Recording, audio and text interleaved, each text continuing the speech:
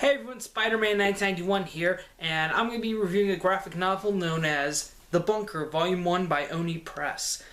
Basically, The Bunker is about 5 friends who go into the woods to bury a time capsule. When they go out to start digging, they discover a bunker that's underground, and it's filled with a bunch of documents and stuff, and letters written to them, the characters, which are apparently from their future selves about 20 years into the future. Now, when the 5 friends discover this, they start reading the letters, and as they're reading them, the letters are basically handwritten. They're all personal. They contain secrets that only they would know about to make it more believable. And each letter contains instructions about what they can do to help save the future and stuff.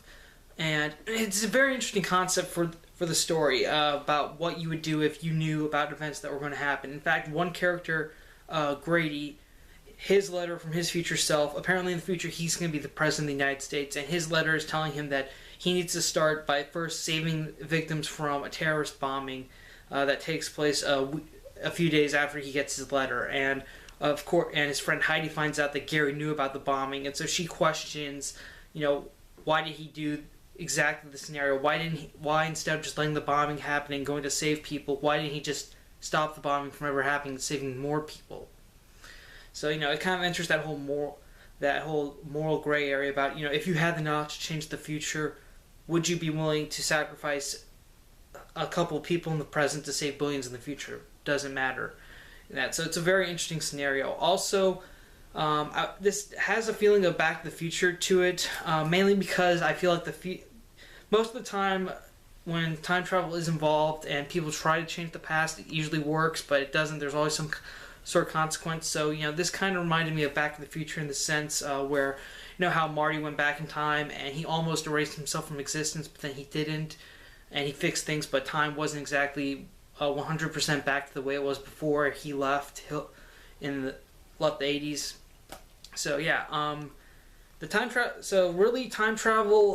not really explained how the bunker was sent back to the 5 characters, but really it's